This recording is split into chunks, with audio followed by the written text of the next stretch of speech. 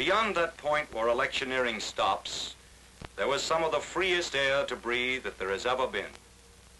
Standing in the sun on the safe streets of their towns, the American voters in 1944 knew that wars can begin in polling places.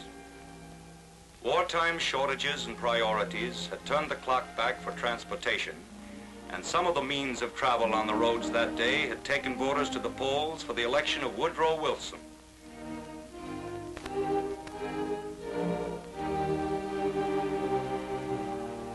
There's never been anything pretentious about the looks of the places where you cast your vote. Firehouses, laundries, buildings as different as the ways of life and the kinds of country we have, served as polling places for the people of the United States to make a decision that will be respected in the conference halls of London, Paris, Moscow, and eventually in the ruins of Berlin and Tokyo. The enemies of democracy have always claimed that a people as independent in their sympathies, as varied in their origins and religious beliefs as the people of America, can never choose a leader for themselves.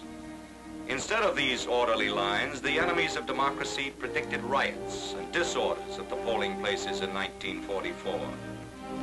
Instead of a record-breaking registration, the enemies of democracy predicted apathy. Name, Louis Stone. Occupation, actor. Or disinterest, or no election at all. Name, Helen Shaw. Occupation, secretary. Race, income, none of the rest of it matters. Occupation, manicurist, elevator operator, florist, clerk, steam fitter. Occupation, shipyard worker.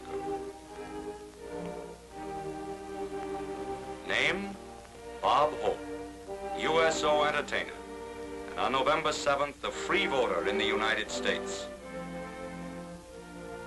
Voters tracked alkali dust from Texas into the polling places, Georgia red clay, New England gravel, soot from Pittsburgh sidewalks, California sand, and New York dirt. A lot of votes were cast by people living in trailer camps and crowded rooming houses. Gamblers were giving odds on Roosevelt, but no one else would make a prediction. Brought to strange towns by the demand for war workers. But the ballot count kept rising, threatening to top the 1942 total of 28 million before noon.